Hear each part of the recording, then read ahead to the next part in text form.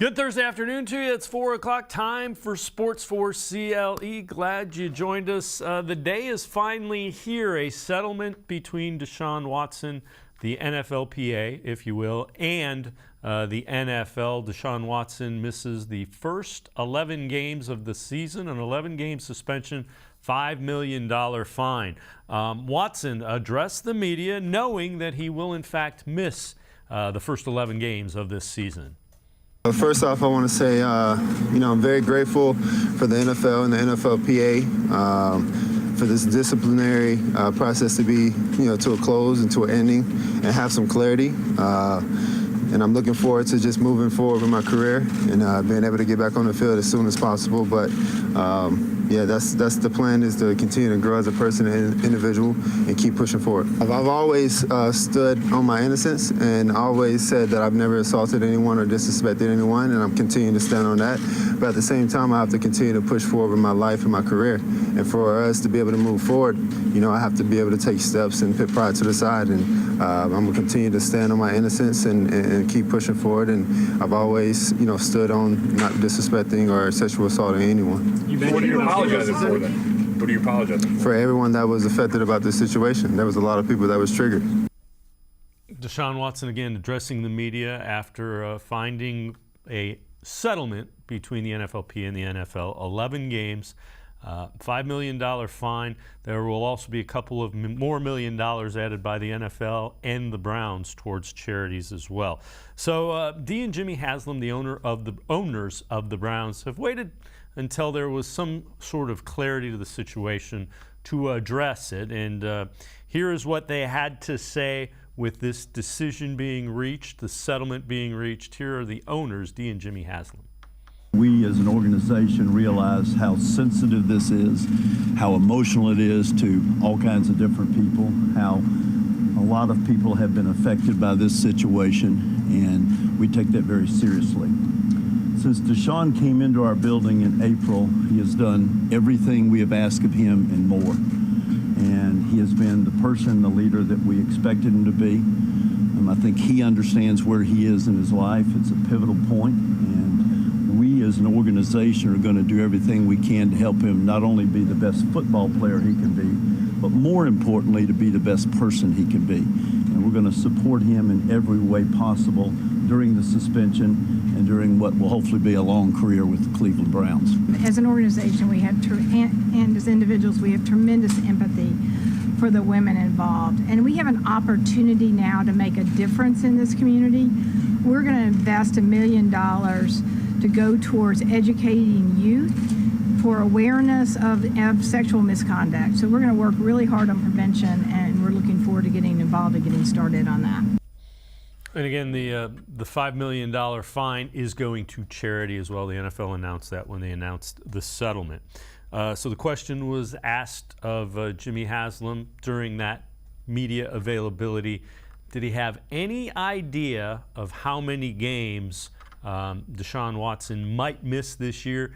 And given that it's 11, a good chunk of the season, would he do the trade again? I don't think we had any way of knowing. I don't think anybody knew how many games Deshaun might miss. I mean, we didn't know until definitively till today, okay? I think it's important to remember Deshaun is 26 years old, okay? And is a high-level NFL quarterback, and we're planning on being our quarterback for a long time. Would you make the same deal today, and if so, why?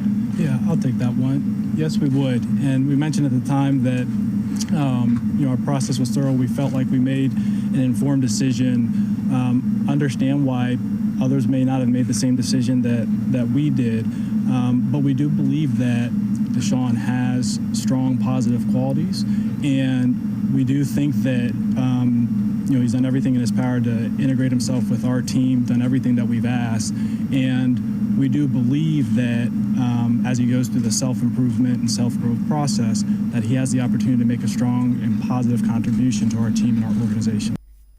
With that, let's welcome in Quincy Carrier. Quincy, I know you listen to it. I know you have some thoughts on it. There is clarity now. It is 11 games. Nothing that I heard surprised me. Anything that you heard surprise you? Nah. It was really just a repeat of what they said at the first press conference, right? And I think it's interesting to hear the reactions to this as it happens in the moment, because we all kind of understood when the Browns traded for Deshaun Watson, he probably wasn't playing for week one. And there was a small possibility he could miss the whole season. Now, nobody was saying 11 games at that point. It was like more or less 6 to 8 games that people were guessing. But the question of would they do this trade over again, I think is an interesting one, because I think even if he was definitely suspended a year, they would do it, because long term, if you're talking about what's best for this football team, it's having the best quarterback that you can have, and he was the best quarterback available to the Cleveland Browns this year. But yeah, it's just nice to know that this suspension whole thing is just going to be over with. We know what it is. It's an agreement between two sides. They cannot appeal. There's no more appeals. We don't have to worry about federal courts. We can all take all the law jargon we learned over the last 6 months and just throw it out, because we have no more use for it. So I'm happy for that. You know, are you surprised that the NFL came to that agreement and was less than a year? I mean, when we heard Roger Goodell, it was a year. It needs to be a year. Leads me to believe they didn't really want a whole lot of that federal court being the league. Well, again, we play this game all the time as fans. When our GM says something, right? The general manager says something, but we know that they're going to act differently, right? Because it only makes sense for them to act differently. Same thing with this situation, right? What the NFL was saying publicly and how they were operating about this suspension behind closed doors were two different things. What they were saying publicly was they wanted a year. What they were trying to negotiate with Sue Robinson was 12 games, right? That was the report. Now we get to this point, and now it's 11 games here, right? So the NFL feel like they can win something. The NFLPA feels like they walk away and they can win something. So, it's one of those situations, it's kind of like when Andrew Berry stood up there like, oh, no, we're fine with Baker Mayfield, like 2 weeks before they traded him. It's like, yeah, we understand you have to say this because that's what you want to put out there. But we have also evaluated how you have been moving on this, and how the NFL has been moving on this has been in the direction of they probably want him to miss 10 to 12 games. Yeah, without question. All right, so some more details. This is from Tom Pelissero, NFL Network. Deshaun Watson's suspension begins at 4 o'clock August 30th. Be eligible to return to the Browns facility October 10th. Resume practicing November 14th, per league sources. Watson is eligible to play December 4th at Houston, 700 days after his last regular season game. Then Dan Lobby tweeted this out. 11 games, probably important number for Watson's side. It means he's eligible for 6 games. That would be an accrued season. Bottom line, that contract does not toll, is what that means. But again, it's good that he's not gonna walk back in on Monday and get ready to play a game the following Sunday. So you like the fact that he's going to be able to kind of ramp it up and get back into football shape, or as close to football shape as you can be without playing in a game. Yeah, and again, that's all dependent on if he finishes that program, right? I think there's something in there about the program that he needs to finish before he can be eligible for technical reinstatement, which is what that period is during your suspension when you're able to practice with the team. So he has to complete his program. Everything that we know about Deshaun Watson, it seems like he's going to finish that program. He agreed to this, so it doesn't make sense that he wouldn't. But yeah, it's going to be, it's nice to know that they're not just going to throw him in there dry. He's going to be able to be with his teammates, be in the facility, get back to the normal rhythm of things before he can come in. And that's just good for player safety, right? Whenever these players get suspended. I mean, I remember Josh Gordon, right? When he got suspended, it was initially a whole year and then got turned to 10 games or something like that in the middle of the year in 2014. And he came back and he was visibly just completely out of shape. And it really affected his ability to play football, I think, for the rest of his career when he came back like that.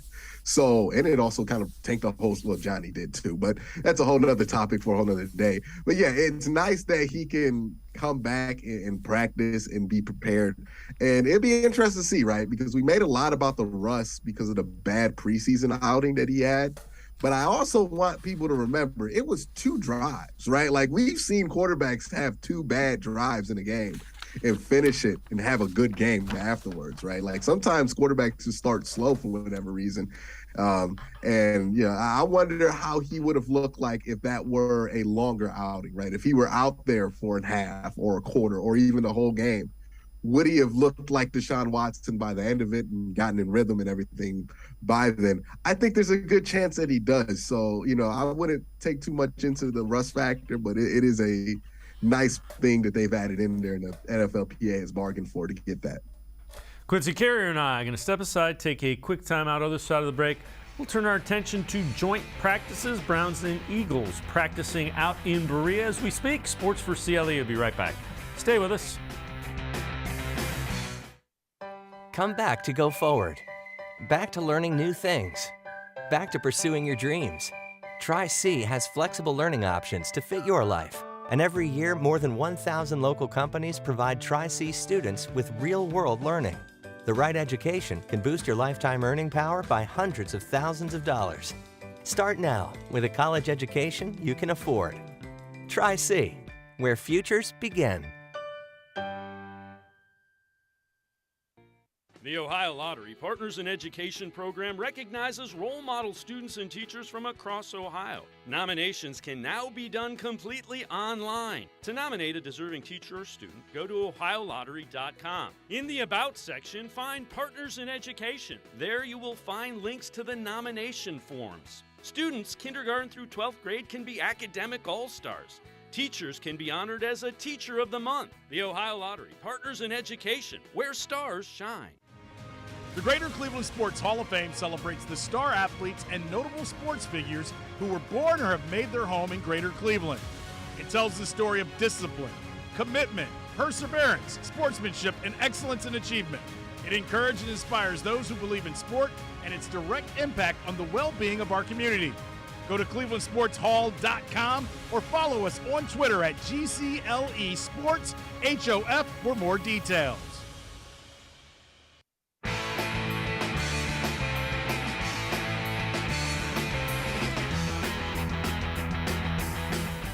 We continue talking Browns. Browns and Eagles undergoing joint practices. They'll play each other Sunday, 1 o'clock in the second preseason game of the year. Kevin Stefanski talked about how the quarterback reps will be divided moving forward as they get ready for this season. I'm more so in the focusing in the moment, really, but like I've told you, and we're excited about Jacoby and have a ton of trust in Jacoby. And when Deshaun is ready, he'll rejoin the team. Will he play Sunday? He will not play. Let me ask then, why is he practicing so much this week? Yeah, I think part of it, Tony, is making sure that we get a lot of work for Jacoby, for Deshaun, because eventually he will be playing. And we want to get a good look at some of our scheme versus another scheme, if you will. But ultimately, as we transition out of this week, Jacoby will get really all of the reps. And again, Quincy, important to note, Brown's getting ready to ride with Jacoby Brissett for the first 11 games. Yeah, it's interesting, right? Jacoby Brissett's going to be in there. And I think, and this is what I think this needs to happen for the Browns, if you want to salvage the season, right? When it comes to Jacoby Brissett, we have to talk about what are the goals in these 11 games. What are the realistic goals that this team can achieve that can keep them in contention, right? I think 5 wins is just enough. That is the bare minimum of wins that you can get that would keep the season alive by the time that Deshaun's ready to return. I think 6 is the amount of wins that you really would like because it gives you some wiggle room there. If you get to 7, you give Jacoby Brissett 2 years in the contract. Like, I don't care. Like, he will be Cleveland's favorite son if he gets to 7. Because not only does that salvage the season, quote unquote, it keeps you in contention for the division, because you're talking about 6 games against you got 1 game against Baltimore at home. You play Cincinnati on the road, who you matched up well against in the past. Those are your 2 toughest games in those stretches. Every other game in that stretch is winnable. So, like, even if you do go 4-2 in that stretch, you're talking about still being able to win 11 games and still having a real chance at winning the division, if not at least a wild card spot. So 7 would be amazing. I don't think you get anything more than 7 wins out of this 11-game stretch. But 6 and 5, that's where you want to be, right, when it comes to the Jacoby Brissett and the win total. And I think we have gotten so abstract with this whole quarterback situation that we forget that, like, 6 wins is a very doable thing for a good NFL team in 11 weeks. That's not hard to get to. I believe the Browns last year had like 6 wins within 11 weeks with awful quarterback play. So it's not impossible. It's very possible. So, the suspension length, it's long, but I don't think it's preventative for the Browns to be able to make the playoffs, because I think Jacoby Brissett might surprise some people. And again, his splits aren't bad, or as bad as people say, because, like, whenever I hear Jacoby Brissett, it sounds like you got to have Spam for dinner. Like, they bring up Jacoby Brissett. And I think that's a little bit, like, too far on the disrespect of him. I think he's fine. All right. Again, joint practice going on. Restricting the amount of video that we can get, but here's what we did find. Eagles and Browns players kind of greeting, getting ready to knock each other around a little bit out in Berea. And good look at Jalen Hurts, talented quarterback that will test the Browns defense in these joint practices, warming up. Deshaun Watson also out on the field, getting some throws in, getting his work in. Good look at Jalen Hurts kind of working behind that line and dumping things off. There's some young, talented wide receivers. A.J. Brown they brought in, so the defensive backs will get a little bit of a get-go there too, and you get a look at the Eagles line. But restricting the amount of video that we can get to kind of hide what they're doing scheme-wise. Don't want to get too much out there.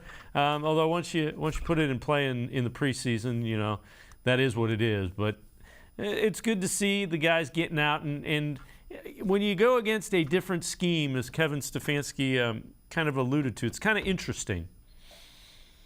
Oh, yeah, it is interesting. See, the one thing I look at when I saw those videos is whoever the center is this week, keep them away from Jordan Davis. We don't need that, right? Like, just keep Jordan. We don't need a camp fight with Jordan Davis. We don't need any of that. Just let Jordan work on his own, or, have somebody else work with Jordan Davis. But other than that, it's going to be an interesting experience. What's really nice here is that you get to see strength on strength. Well, you don't get to see, but you get to hear about what happens when strength goes against strength, because the Eagles have a very impressive wide receiving core, right? They have A.J. Brown, they got Devonta Smith, they have some really nice guys on that lane, and the Browns have some nice corners, right? So, this isn't as important for Denzel Ward, who's probably not even going to practice during this week, or even a Greg Newsome. This is really important for A.J. Green III, who we're not 100% sure about how good he is. Greedy Williams as well, where they get that premium one-on-one work against guys who aren't trying to make them look good because they're not on the same team. So that's going to be an important thing, especially for A.J. Green III, because the Browns are really trying to figure out what exactly do they have in him, because some numbers point to him being a really, really good player. All right, this from Pro Football Focus. Projected trade candidates. And we're going to stick with the quarterback. They say Jimmy Garoppolo. Now, the interesting thing, projected trade value, not applicable. They expect him to be released soon, and they're saying the Fitz, and this again was before the 11 games was official. They say the Browns and the Seahawks. Let me ask you, it's 11 games. If he's a free agent, are you dipping into the Jimmy Garoppolo pool, or are you staying away from that? I'm gonna just put the timeline out there and just see what people think. So if you sign Jimmy Garoppolo, right, it's going to be if he's cut. So that means he gets cut around the first week of the year at the final cut downs, okay? So you're talking about a late August cut. You're probably going to want to wait 6 weeks to put him out there, right? You're going to want to give him time to learn the offense so he's confident out there. So you wait about 6 weeks to have Jimmy Garoppolo on your roster. And then you have Jimmy Garoppolo playing quarterback for 5 games, in which Deshaun Watson comes back. And then what do? Just cut Jimmy Garoppolo after that? Or you cut Jacoby Brissett? Or you going to keep 3 quarterbacks or 4? The math just doesn't add up, right? When it comes to bringing in Jimmy Garoppolo, just because you would essentially be bringing him in to start 5 games. And, like, I don't think they anticipate Jacoby Brissett's going to be that much of a disaster. And even if he does become that much of a disaster, I think they're okay with those last 6 games being about knocking the rust off of Deshaun so he can be ready for next year. I think that's where they're at. If Jacoby can get him to 5, 6, or 7 wins in those 11 games, they'll gladly take that. If he can't, we'll also just accept that we're just going to be ready for next year when it comes to Deshaun. All right. Along those lines, Andrew Berry talked about kind of the thought process when he was asked about Jimmy Garoppolo and Jacoby Brissett. Number one, we brought in Jacoby. We feel very good about Jacoby. We like what we've seen throughout the spring. We like what we've seen throughout the summer. So we have a high degree of confidence in him. No different than any other position on the roster. We'll continue to evaluate our team, over the course of camp, but really pleased with Jacoby. All right, Quincy, I know you tweeted this out. You went out on a limb what you're thinking Jacoby Brissett may do this year with the 11 starts. 2,300 yards, 230, 220 a game, 11 touchdowns, so a touchdown a game, 5 picks, 1 every other, 6-7 wins.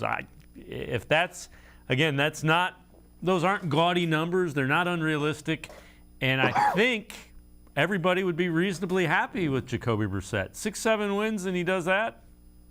Yes? You know how I got those numbers? Interestingly enough, that's just if you just take his career average, divide it by each game, and then just add to 11, right? This is what he's been, right? This is what they expect out of Jacoby Brissett is, probably around 2,300 passing yards, probably 11 touchdowns. He's averaged out like a touchdown a game in his career, a start in his career, and then about 5 interceptions. This is who Jacoby Brissett is. So I'm not even going out on a limb here. In my opinion, I'm just doing basic math here to show everybody this is how far the disconnect is between what people think Jacoby Brissett is producing in his career versus what is the actual reality of Jacoby Brissett, which is it's not gaudy. It's not gonna be like watching Cam Newton in 2011. It's not gonna be like any of that. It's gonna be more or less like at best Brian Hoyer in 2014. But you got the 7 wins with Brian Hoyer in 2014 in 10 weeks, right? So it is possible, right? So that's just all my point is that, Jacoby probably going to produce a little bit better than people expect. He's not going to put up crazy numbers, but he'll put up okay numbers. And I think okay numbers are all right. As long as he don't turn the ball over a ton. I think the biggest problem the Browns had last year was their inability to make the defense's life easy, right? Special teams, we're dropping punts and missing field goals. Offensively, we're getting behind the sticks. We're punting terribly. We're fumbling. We're going forward on 4th and 2 instead of kicking field goals. We're putting the defense in bad situation after bad situation and bad situation. And I could count to 3 games off the top of my head in which it cost them a win, right? Las Vegas missed the field goal, lost the game. The Green Bay game where they just decided to not stop throwing interceptions in the first half of that game, cost them the game, right? You could point to any one of those scores that they could have had in those games. It continued on at an accelerated rate last year that the offense and special teams in general just weren't helping the defense do its job. If Jacoby Brissett can just be all right, right? I'm not asking for great. I'm just asking for all right. Then all of a sudden, you're going to put your defense in better position. If Kate York can make field goals, you're going to put your defense in better positions. And that is all it took last year to go from 8 to 10 to potentially 11 wins. Yeah. And you know what? You could have lied to us and told us you had this great algorithm that you plugged everything into with Jacoby Brissett, and we'd have bought that. But it's even better if that's just his average kind of carried out through 11 games. Quincy Carrier and I are going to step aside. I simulated these 11 games on Madden. Exactly. I simulated it 3,000 times, and this is what we came up with. Quincy Carrier and I are going to step aside, take a quick time out. We will continue talking Browns. Sports for CLE. We'll be right back. The Ohio Lottery Partners in Education program recognizes role model students and teachers from across Ohio. Nominations can now be done completely online. To nominate a deserving teacher or student, go to ohiolottery.com. In the About section, find Partners in Education. There you will find links to the nomination forms. Students kindergarten through 12th grade can be academic all-stars. Teachers can be honored as a Teacher of the Month. The Ohio Lottery Partners in Education, where stars shine. The Greater Cleveland Sports Hall of Fame celebrates the star athletes and notable sports figures who were born or have made their home in Greater Cleveland. It tells the story of discipline, commitment, perseverance, sportsmanship, and excellence in achievement. It encourages and inspires those who believe in sport and its direct impact on the well-being of our community. Go to clevelandsportshall.com or follow us on Twitter at GCLE Sports HOF for more details.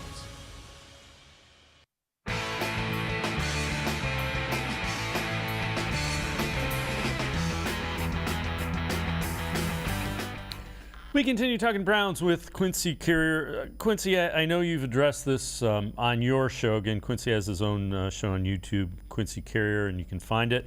What would constitute a wasted season for the Browns?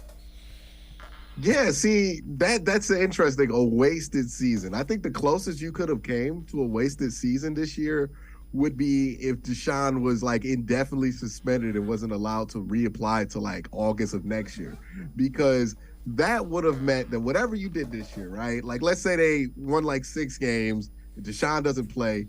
Not only did you not build towards next year at all when it comes to Deshaun Watson and his rust, but also you don't even know if Deshaun, like how rusty he's going to be, because he's not eligible to come back to join your team again until August. Since that is no longer a reality that the Browns have to face, I don't know if there's really a wasted season here, right? If Jacoby Brissett balls out and wins 6 games or 7 games or 5, and you have a chance to make the playoffs, it's most certainly not a wasted season. If he wins less than that, it can't be a wasted season, because you at least get to have Deshaun Watson knock off that rust, be able to go back into a regular offseason program, and be able to enter next year without having to answer the questions of what he's going to look like after 500 and something games, right? We're going to get some of this stuff out the way with how he's going to be received publicly in those 6 games, where, the brunt of that's probably going to be gone by week 1 next year with how everybody reacts to him. So you really, to me, when I look at this from the perspective of somebody who looks and covers this team, that's how I see it. And I don't see a wasted opportunity there, because at the very least, you get your $230 million quarterback ready to play next year, which is, it's the same objective that the San Francisco 49ers had with Trey Lance when they traded 3 first-round picks to get him, which was, hey, as long as we can get him ready for next year, this is going to work out for us, or we're okay with it. Same idea with the Browns. I don't think this is a wasted year. I think there's a possibility that they can get a lot out of this year regardless. But, I also think, hey, even if this goes worst-case scenario, like, it can't really be a wasted year unless, like, something crazy happens injury-wise. Knock on wood. All right. This is from ESPN.com. Why the Amari Cooper deal could work and fail. So why it will work. Cooper could be a big play threat that was desperately lacking last season during his time in Dallas, which dates back to 2018. He ranked 4th among receivers with 17 touchdown catches on vertical targets. What could go wrong? The unit around Cooper is mostly unproven, which means all the attention from opposing defenses will be squarely on him. Again, that from ESPN. That's pretty valid. Donovan Peoples-Jones has to do some things to take some attention away from. David Bell could help, but I get the thought. If you're looking for a guy that you're going to target to stop in the passing game on the Browns, it's definitely Amari Cooper. Absolutely. But you have to make a choice, right? Like that's the thing that the Browns are prevalent on, is that you have to make a choice. You could double team Amari Cooper. That would mean that you would have one less person in the box, right? You could do these things. These are options. But the Browns' strength as a running team probably negates some of these options, right? Because how many teams are going to be willing to leave extra DBs in the box and pull guys out just to stop Amari Cooper when Nick Chubb is the better player at his position? How many teams, it'd be interesting to see how teams play this, right? Because, yeah, the Browns do not have enough wide receivers to stress anybody with a decent dime or nickel set. But what they do have is enough running backs to force you into a base 4-3 or 3-4 set and take some of those defensive backs off the field. So if the Browns can run the ball successfully, these things become much less of an issue because, yeah, theoretically, you could bring all your attention to Amari Cooper, but if they run a play action and you got two guys dedicated to Amari Cooper and Cooper's running the underneath away from the play, ooh, baby, you got David Njoku wide open right there. That's the whole premise of this play action zone read kind of offense that the Browns run. So it is a risk, right? I know people throw it out there, but there's a reason why teams probably are going to be hesitant to do it, because that's how you get yourself in trouble versus teams like the Browns when you have a strength. And it's good to have a strength on offense because that can strengthen your weaknesses just because of the pure fact that they have to worry about that. All right. Would you bring in a veteran wide receiver if you were Andrew Berry? And if so, what kind of wide receiver? I'm not looking for a specific name necessarily, but what do you think characteristic-wise would add to this group and be a benefit? A 50-50 ball guy, like a nice 50-50 ball guy, someone in the mold of a Mike Williams. Like you're seeing George Pickens kind of become that if you're paying attention to Steelers camp, but just a 50-50 jump up in the air, go get him type wide receiver. Auden Tate would be an interesting pickup if he ends up getting released from the team that he's on. But you just want a big body wide receiver that, when you're at the 5-yard line, you can feel comfortable about them going on a posting up, and maybe you have David Njoku doing the same thing on the other side and just picking whichever one you feel better about. All right. Again, you have addressed this in your show, the Cade York hype train. Are you on board? What are you thinking? As I am with any kicker, I wait till the season starts, right? I have been fooled before. But this does look promising, right? This looks more promising than it does not. Again, I want to see them make the kicks because Austin Seibert once impressed everybody in camp, and that didn't work out, right? He missed that first kick off the bat. Boom. Things were never the same for that season. But, from everything I've seen, from everything I've heard, look, he has talent as a kicker. They're going to take their time with him. And regardless of how many kicks he misses this year, I think they're going to stick with him for at least 2 years. Or if Andrew Berry and Kevin Stefanski are here for the next 3 years, they're probably going to stick this one out with him, right? They're going to ride the ups and downs with him. I don't know what he produces in year one because there's no chart that tells you what to expect out of a kicker in year one. This is not a position where we think about the transition like that. But it looks nice. He has nice confidence. I like what I hear from him. All the signs are there of a guy who could be a solid kicker in the NFL. He most certainly has the talent. There's a mental aspect that tends to take over when it comes to kickers that I worry about, but I'm going to just have to wait till the season starts. But I don't feel nervous about it yet. But that can change with 2 bad kicks. and you know what? To his credit, Cade York realizes that and says, people love me now. If I miss a big kick, they're not. He knows what's ahead. Quincy Carrier and I are going to take one more time out other side of the break. We'll take a look at the Browns' first 11 games, talk a little bit more about that. Sports4CLE will be right back. Stay with us. Come back to go forward. Back to learning new things. Back to pursuing your dreams. Tri-C has flexible learning options to fit your life. And every year, more than 1,000 local companies provide Tri-C students with real-world learning. The right education can boost your lifetime earning power by hundreds of thousands of dollars. Start now with a college education you can afford. Tri-C. where futures begin.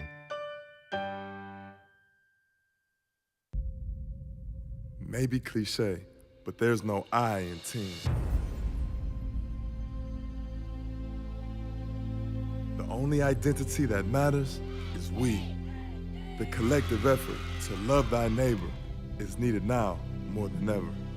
The responsibility behind pronouns such as I, me, and mine impact we, us, and ours. So understand that you make all the difference in the team.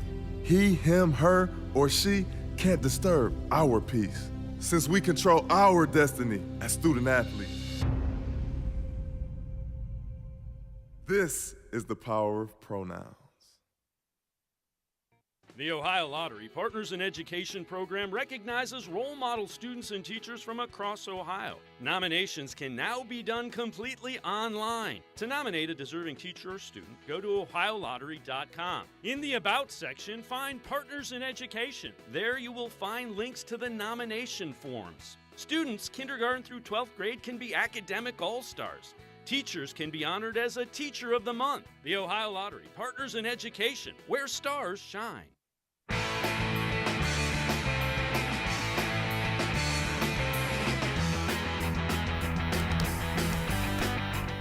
We continue talking Browns with Quincy Carrier. So Colin Cowherd on his read of how it became an 11-game suspension. Also his thoughts about the Browns and their season. This is from FS1's The Herd.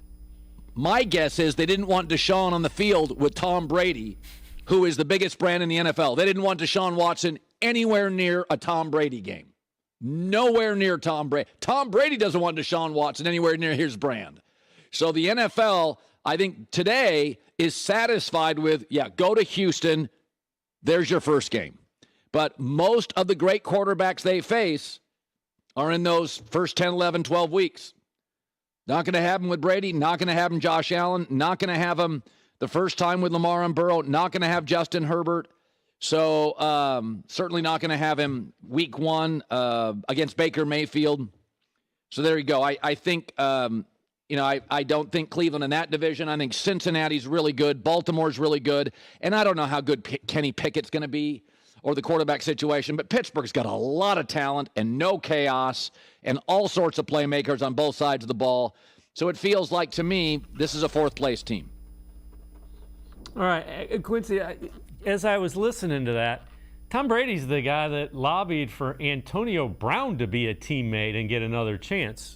So keep that in mind. Twice. Right. He did that twice. Had him living on his couch. I don't know if you can get more associated with the brand than that, right? Like, what? Yeah. What was that? Yeah, I gotta give it to Colin. He finds a way to just figure an angle out that nobody's thought of. I cannot ever say that Colin is copying anybody's work, because, man, these takes, they might be bad, but they original. I gotta respect it at some point. Yeah. But yeah, he just said that with a straight face. Yeah. Does he know? I'm like, Antonio Brown was a second and a third chance, but all right. All right, let's take a look at those first 11 games that the Browns played. And there's some tough ones. The first four, they're reasonably easy. You get Justin Herbert. He's going across coast. They're coming here for 1 o'clock from the West Coast. New England, I get it. They were good last year. I'm curious to see, without Josh McDaniels, does Mac Jones continue to develop? Baltimore's always good there. Cincinnati will be a really good game. Buffalo, at Buffalo, that's going to be really tough. Tampa Bay, going to be tough. Miami at Miami, that's, winnable. You look at that, I'm with you. It's not out of the realm of possibility that Brissett wins 5, 6, 7 games. I absolutely get that. And the other thing, the Bengals absolutely played really well. They went to the Super Bowl last year. There's usually a little bit of a regression when a team kind of jumps up from 4-12 and goes to the Super Bowl like they did. They usually kind of don't get the breaks in all of those games. they were. I mean, there's numbers to indicate that they were an exceedingly lucky team last year. Now, again, I just point to the fact that at full strength, the Browns were able to beat the Bengals with a quarterback performance of around 200 yards and a touchdown. It's not different than what we expect from Jacoby Brissett. So it didn't take a Herculean effort, right? The Browns have been able to beat the Bengals, unlike any other team in AFC North when they have Jamar Chase and everybody rocking there at full strength. And partly because Myles Garrett is a problem for a lot of these teams. Like, he just creates massive problems for the Cincinnati Bengals. Same thing with Denzel Ward. So if the Browns go into that game healthy, I do think that's a winnable game for them just because of how well they match up defensively against them. You look at the Patriots especially. I know people just write that off because it's Bill Belichick, but the Patriots are the perfect type of team the Browns can beat because the Patriots aren't going to score a ton of points, right? Even last year with their offensive coordinator intact, they weren't a high-scoring offense. And that's not what they're designed to do with Mac Jones. I know they scored 45 unanswered against the Cleveland Browns, but I'm going to just try to forget that one. But in other games, they were not a high-scoring offense, right? So this is a team that if you lock in, play good defense against, it could be one of those field goals, squeak them out type deals. In Miami, I just say Miami because I have no idea what to expect out of Miami. I have no idea what to expect out of Tua, who they are from a week-to-week basis. Like, they have a new coach. I don't know what to expect from him. I think it's hard to expect one thing or another from them. I think, regression happens every year. Teams aren't as good as people predict in the preseason every year. Sometimes teams are better than people predict them to be in the preseason. Or sometimes you just catch a team on a good week, right? There was like 4 weeks last year where the Chiefs were terrible, right? It happens every year. Like, not every team is playing at their best strength every week. And we kind of assume that when we play the schedule game. But sometimes teams just have bad weeks. And that could be one of those things there. So, when you look at the schedule, I see 7 great opportunities for the Browns to win a football game. Will they get all 7 of those? That remains to be seen. That would take a lot of luck. But there are 7 opportunities there. You'll want to at least get 5 of them. All right, Quincy Carrier, before I let you go, what do you think we need to see from Jacoby Brissett before the season gets going? To feel like, this guy's fine. We can ride with him for 11 games. Yeah, when he goes out there that final preseason game, I just want to see him comfortable and decisive, right? If he's comfortable and decisive, I think there is a lot to get there. And again, I think Jacoby Brissett, one of the things that's really underestimated about him, and I'll go to the bat for, is his poise in pressure situations. Look at when he's been inserted in his NFL career. It's almost never been like this is the calmest situation he's ever been inserted to start in his NFL career, and that says a lot, right? But he had to be inserted in the middle of a trade, in the middle of the year in 2017 when Andrew Luck got hurt. In 2019 when he played, he had to come in just because of a situation of where Andrew Luck retired in the 4th preseason game. And then, last year he had to come in because Tua broke his ribs, right? Like, he hasn't had a calmer situation to come into than this. And this has probably been as calm as the situation he's going to get. So he has tremendous poise. The best thing I could point to, if you go back to a week 3 game that he had against the Raiders, there was an opportunity there where he had 2 plays in 16 seconds. He got 1 play. They were stuffed short, and there was a running clock. And he just calmly gets back to the line of scrimmage, makes an adjustment, calls a play, and runs it up in there to score a touchdown to tie the game and get the 2-point conversion with 2 seconds left, all with no timeouts, right? Just calm, poised. And that's who he is. I think he's poised. I think he's the right guy for this moment. And I think he has what it takes mentally to see it. So I just want to see him comfortable and decisive. Quincy Carrier, is always great stuff. Appreciate the time. Thanks very much, Quincy. No problem. You have a great day. All right, Quincy Carrier. Make sure you watch his show on YouTube as well. Go ahead and search it. We're going to step aside, take a quick time out. Other side of the break, Casey Kinnamon, Dog Pound Daily. We continue talking Browns here on Sports4CLE. Stay with us. Come back to go forward. Back to learning new things. Back to pursuing your dreams. Tri-C has flexible learning options to fit your life. And every year, more than 1,000 local companies provide Tri-C students with real-world learning. The right education can boost your lifetime earning power by hundreds of thousands of dollars. Start now with a college education you can afford. Tri-C, where futures begin. The Ohio Lottery Partners in Education program recognizes role model students and teachers from across Ohio. Nominations can now be done completely online. To nominate a deserving teacher or student, go to ohiolottery.com. In the About section, find Partners in Education. There you will find links to the nomination forms. Students kindergarten through 12th grade can be academic all-stars. Teachers can be honored as a Teacher of the Month. The Ohio Lottery Partners in Education, where stars shine. I am powerful beyond my wildest imagination. I will define my future. I will keep challenging myself to improve. Because I am a future leader of this great nation. I will be responsible for raising a beautiful family. And educating not only my generation, but many more to come. I will make a difference in my community. And I will stand up for what I believe in. I will not settle for simply chasing my dreams, I will achieve them. Because I was given a chance. An opportunity. A home. At Family, Career, and Community Leaders of America. The ultimate leadership experience. FCCLA has been one of the greatest experiences of my life. It's made me who I am today. Join us. We'll build a new future together.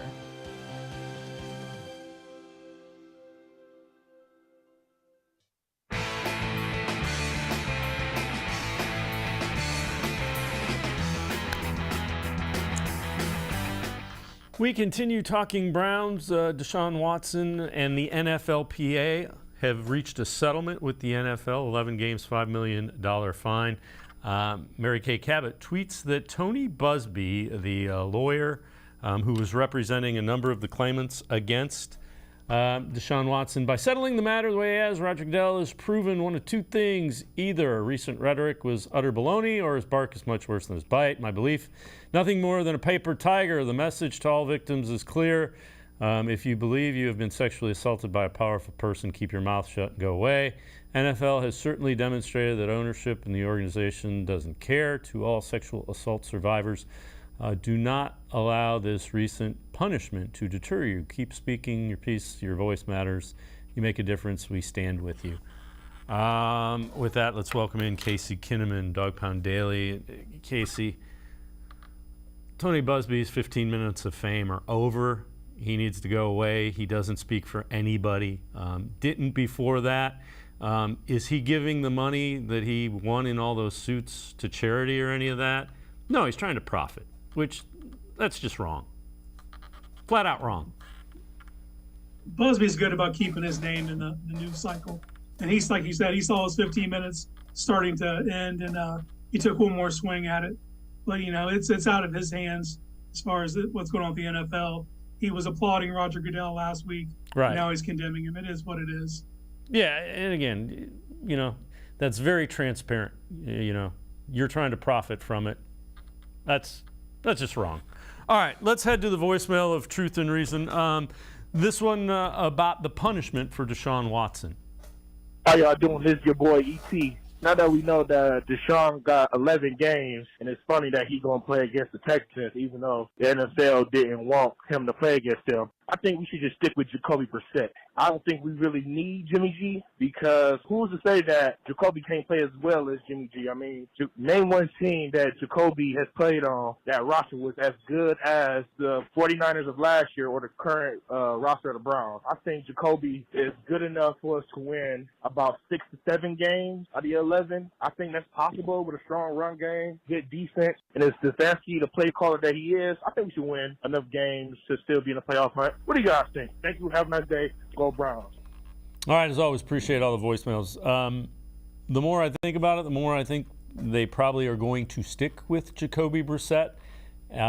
If you win 6 games, you're still in it. 7 games is even better of those 11. I just don't see him. The other thing that Quincy pointed out that I didn't even think of, you know, if you're waiting for Garoppolo to get released, it's probably going to be down near that 53 cut man. You got to give him 5-6 weeks to get ready. Then it's 5 weeks. Yeah, that makes sense as far as the timeline goes. That's why it's probably going to be Jacoby Brissett, barring something unforeseen. First, I want to touch on the number 11. What a curveball! Who had 11? You know, we were 10, 12, 8. It was all an even number. they come hit us with 11. I didn't see that coming.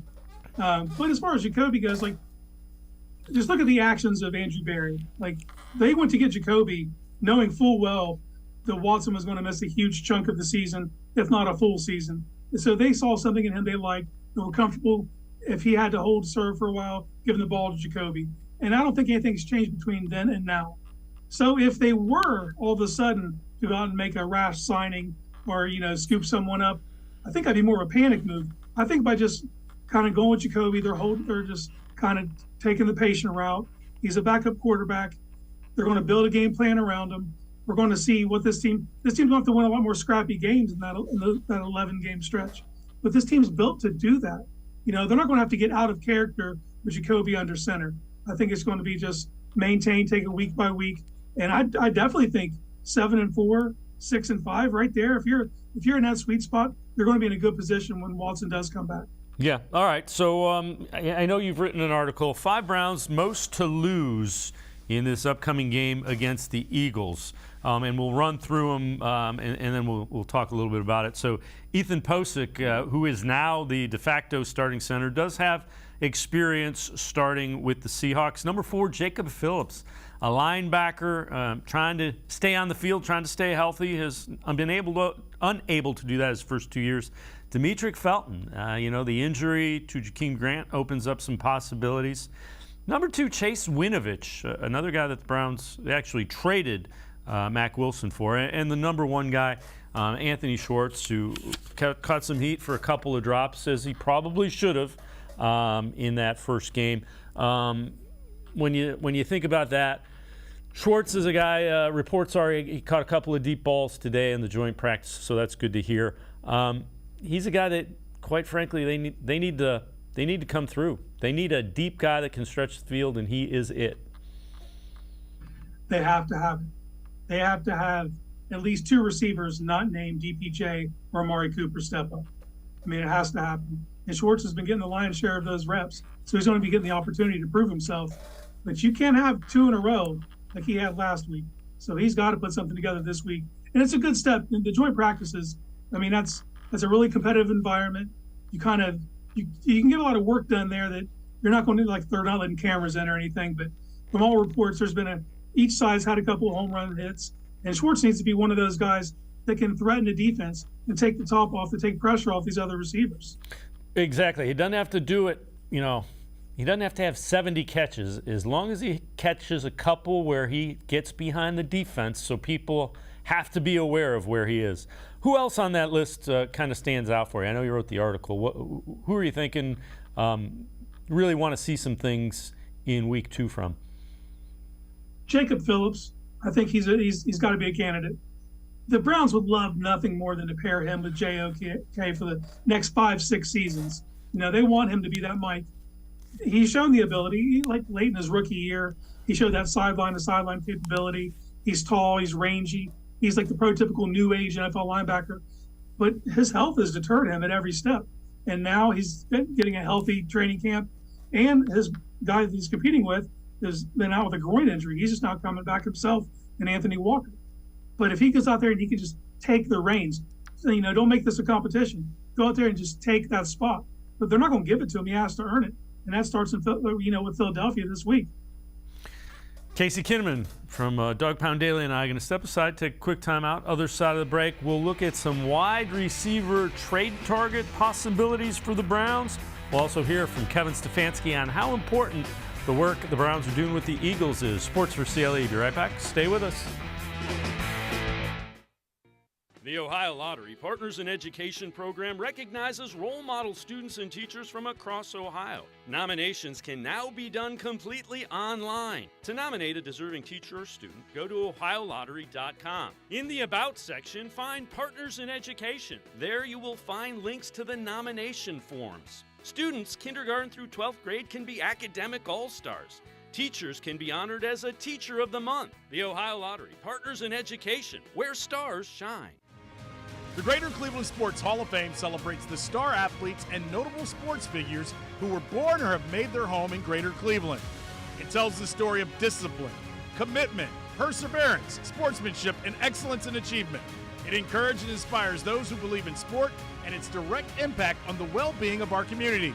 Go to clevelandsportshall.com or follow us on Twitter at GCLE Sports HOF for more details.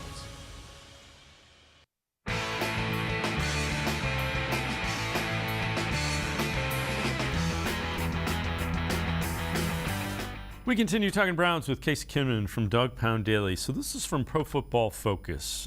Potential NFL trade candidates. They list a couple of wide receivers. So Darius Slayton from the Giants, projected trade value, 2023 sixth round pick. You see the salary, $2.54 million. Denzel Mims from the Jets, projected trade value, 2024 sixth round pick. May well be on the roster bubble for the Jets. They got Wilson in there, Garrett Wilson, Elijah Moore, a couple of young guys. All right, and then the Patriots, Nelson Aguilar, trade value projected as a 2024 fifth-round pick. Now he's got $9 million in salary, 2022, $5 million guaranteed. So that one a little more salary. Any of those three interest you as a veteran guy for the Browns, Casey? Well, Aguilar is the most proven, but the guy I'd be intrigued by would be Denzel Mims. I mean, he's a 2020 second-round pick out of Baylor, 6'3", 210, runs a sub 4.4. You know, and he'd be a definite add to that room and give you some traits you don't really have. But I mean, he hasn't had two good seasons, since he's been in the league. But if you look at the quarterback play of the Jets, you can kind of see why. So if they can get him for a sixth-round pick, I think that's a no-brainer. You bring him in, he's a potential impact type guy, but at the very least, you're improving the floor of the wide receiver room, which is something this team definitely needs to do.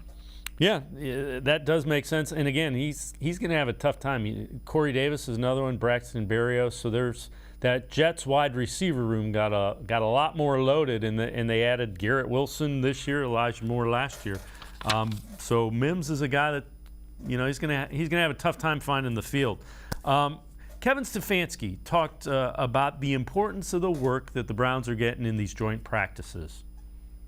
Met with Coach Sirianni and his staff last night, got the two coaching staffs together just to get ready for today and go over the plan and all those type of things. But I think it'll be really good for us. This is a playoff team. Schematically, they're very different on offense. They're very different on defense. So I think that's really helpful for us to get two solid work days against each other, and then the game obviously on Sunday. So looking forward to that. And Casey, what do you want to hear out of these joint practices? We're not going to get to see much unless you're there. What do you want to hear? What are some things that are important for the Browns to get done? I think being physical. I think being physical with a team like the Eagles, who have they're not a great team, but they have some really solid areas. That interior defensive line of theirs with Fletcher Cox and Big Jordan Davis, be physical with those guys. That'll harden you for the season going against that. And then look at the wide receivers. They trade for A.J. Brown, Smith's out there, and the Browns corners. That's really good work right there. That is good work to get you ready, get you primed for the season. And they're not going to see a wide receiver core like that for the first few weeks in the regular season. So this is a great time to test yourself with those guys. Yeah, especially some of the younger guys. It'll be interesting to see how an A.J. Green or a Martin Emerson, Martin Emerson, big and physical. A.J. Brown's pretty big and physical. So that's something that I would, love to watch those drills, because if he holds up against him, he's going to hold up against anybody in the NFL. Yeah, that's true. And then, like you said, to do this now, to get this out of the way, so that when you go into week 1, week 2, you've already seen better guys, especially for a rookie like Emerson. That's huge. And to get that kind of work against A.J. Brown, that is invaluable. All right. Second regular season game, or preseason game rather, will be Sunday. What as it sits now, as we've seen one of the preseason games, some work, biggest area of concern that you have with the Browns for 2022? It's got to be the wide receiver room. For me, it's the wide receiver. And like we touched on it earlier, outside of Cooper, DPJ, they've had no one step up and be a guy yet. And we've yet to see with Bell. He's probably going to get some work in this preseason game, which is good. But they have to have it. In the NFL, the way it's situated right now, you can't just go into the league with 2 guys that you can count on. You have to have a rotation of guys that can go out there and make plays and offer different things, so you can kind of keep the defense on their heels. And right now the Browns don't have that, so they need to figure out who it's going to be, and if not, they need to make a move to go get someone. What about the return game? What do you think? There aren't a lot of options. Felton is one, but what do you think about what do they do for returner with Grant down? I still run Felton at punt return. Punt return, I feel comfortable with him. He's got a lot of short room wiggle. You saw how he attacked it last year going into the season. He was tremendous at fielding punts, and then something happened and he got the yips. And as soon as his confidence went, he was just muffing punts left and right. Can he regain that confidence? Can he go out there? Because if so, I think he's a plus punt returner. I don't think he's going to be a guy that busts, but he's going to be the guy that always just gets you plus yardage, which, you know, if the Browns play their style of the ball, that's really all they need. As far as the kick returns, it's kind of up in the air. I thought they would have put Dearness Johnson back there. I think he's a pretty good kick returner. I wouldn't mind seeing what Jerome Ford can do back there. But so far, they haven't been putting those guys back there. We're kind of getting, backup receivers is what they've been rolling with. Jamarcus Bradley got the share last week. We'll kind of see what they do at kick return this week. I'm interested to see how they handle it, actually.